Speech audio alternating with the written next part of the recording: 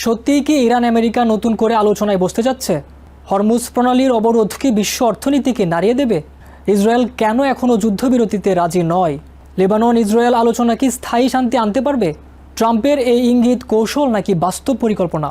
আগামী কয়েকদিনে কি বড় পরিবর্তন আসতে পারে? আপনারা দেখছেন TVN24 নিউজ নেটওয়ার্ক। সবশেষ আপডেটে স্বাগত জানাচ্ছি আমি আব্দুল্লাহ মামুন। মধ্যপ্রাচ্যের যুদ্ধ পরিস্থিতি এখন এক জটিল এবং বহুমাত্রিক পর্যায়ে পৌঁছেছে, যেখানে একই সঙ্গে কূটনৈতিক আলোচনা, সামরিক উত্তেজনা এবং বৈশ্বিক শক্তির প্রতিযোগিতা চলছে। সাম্প্রতিক ঘটনাগুলো ইঙ্গিত দিচ্ছে সংঘাত যেমন বাড়ছে, তেমনি সমাধানের পথ খোঁজার চেষ্টাও জোরদার হচ্ছে।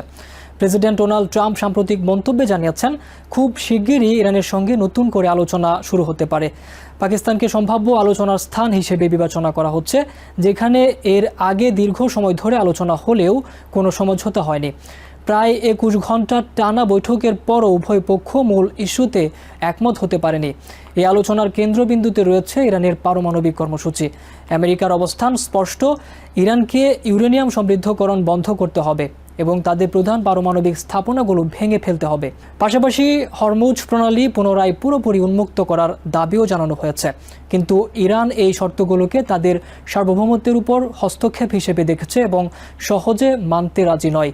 এই অচলাবস্থার মধ্যেই আমেরিকা হরমুজ প্রণালীতে সামুদ্রিক অবরোধ শুরু করেছে, যা বৈশ্বিক জ্বালানি বাজারে বড় ধরনের প্রভাব ফেলতে পারে। বিশ্বের একটি বড় অংশের তেল এই প্রণালী দিয়ে পরিবহন করা হয়। ফলে এখানে উত্তেজনা বাড়লে আন্তর্জাতিক বাজারে তেলের দাম বৃদ্ধি এবং সরবরাহ সংকট তৈরি হওয়ার আশঙ্কা রয়েছে। যদিও কিছু ইরান সংযুক্ত জাহাজ এখনও চলাচল করছে, তবে সামগ্রিক কার্যক্রম কমে যাওয়ার ইঙ্গিত পাওয়া যাচ্ছে।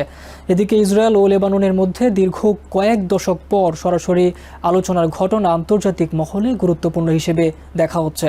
ওয়াশিংটনে অনুষ্ঠিত এই বৈঠকে উভয় পক্ষ ভবিষ্যতে আরও আলোচনা চালিয়ে যাওয়ার বিষয়ে সম্মত হয়েছে।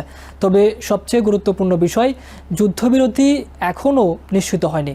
লেবাননের পক্ষ থেকে স্পষ্টভাবে যুদ্ধবিরতির দাবি জানানো হয়েছে। দেশটির প্রতিনিধিরা বলছেন, চলমান সংঘাতে হাজার হাজার মানুষ বাস্তুচ্যুত হয়েছে এবং মানবিক সংকট চরমে পৌঁছেছে। তাদের মতে, দ্রুত যুদ্ধবিরতি এবং পুনর্বাসন কার্যক্রম শুরু না হলে পরিস্থিতি আরও ভয়াবহ হতে পারে। অন্যদিকে ইসরায়েলের অবস্থান নিরাপত্তা কেন্দ্রিক। তারা জানিয়েছে, হিজবুল্লাহর হামলা বন্ধ না হওয়া পর্যন্ত তারা সামগ্রিক অভিযান থামাবে না। ইসরায়েলের মতে, তাদের সীমান্ত এলাকায় বসবাসকারী নাগরিকদের নিরাপত্তা নিশ্চিত করা সবচেয়ে গুরুত্বপূর্ণ এবং এজন্য প্রয়োজনীয় সব পদক্ষেপ নেওয়া হবে। বিশ্লেষকরা বলছেন, এই আলোচনা একটি সুযোগ তৈরি করেছে, কিন্তু তা খুবই ভঙ্গুর, কারণ দুই পক্ষের মধ্যে অবিশ্বাস এখনও গভীর। তাছাড়া হিজবুল্লাহ এবং অন্যান্য আঞ্চলিক শক্তির ভূমিকা এই সমীকরণকে আরও জটিল করে তুলছে। জাতিসংঘের মহাসচিব অ্যান্টনিও গুটেরেজও এই পরিস্থিতি নিয়ে মন্তব্য করেছেন। তিনি বলেছেন, আমেরিকা ও ইরানের মধ্যে আবার আলোচনা শুরু হওয়ার সম্ভাবনা খুবই বেশি এবং দীর্ঘমেয়াদী সমাধানের জন্য ধারাবাহিক সংলাপ অত্যন্ত জরুরি। তার মতে, এই ধরনের জটিল সংঘাত এক বা দুই দফা বৈঠকে সমাধান করা সম্ভব নয়। ইরানের পক্ষ থেকেও কূটনৈতিক বার্তা দেওয়া হয়েছে, যদিও তা সতর্কতার সঙ্গে। তারা জানিয়েছে, আলোচনায় অংশ নেওয়ার ইচ্ছা রয়েছে, কিন্তু আমেরিকার প্রতি তাদের আস্থা কম।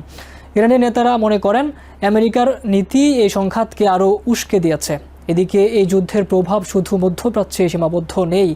উপসাগরীয় অঞ্চলে নিরাপত্তা জোরদার করা হয়েছে এবং কিছু দেশে মত প্রকাশের স্বাধীনতার উপর চাপ বেড়েছে। উদাহরণস্বরূপ, কুয়েতে এক সাংবাদিককে একটি মার্কিন যুদ্ধবিমান দুর্ঘটনার ভিডিও প্রকাশের কারণে আটক করা হয়েছে। মানবাধিকার সংগঠনগুলো বলছে, যুদ্ধকে অজুহাত হিসেবে ব্যবহার করে অনেক জায়গায় ভিন্ন মত দমন করা হচ্ছে। এই পুরো পরিস্থিতিতে একটি গুরুত্বপূর্ণ দিক হলো অর্থনীতি। যুদ্ধ এবং অবরোধের কারণে তেল সরবরাহে বিঘ্ন ঘটলে বিশ্বব্যাপী মূল্যস্ফীতি বাড়তে পারে। বিশেষ করে উন্নয়নশীল দেশগুলো এতে বেশি ক্ষতিগ্রস্ত হতে পারে।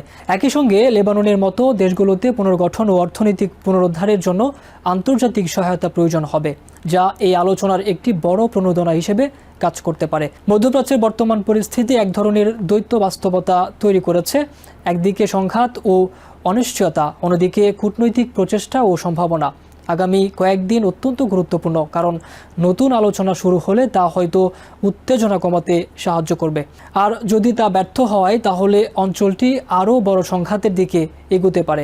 বিশ্ব এখন তাকিয়ে আছে, এই সংকট কি আলোচনার মাধ্যমে নিয়ন্ত্রণে আসবে, নাকি আরও বিস্তৃত যুদ্ধে রূপ নেবে? সম্প্রচারিত TVN 24 টেলিভিশন, বিশ্বজুড়ে বাঙালির কণ্ঠস্বর।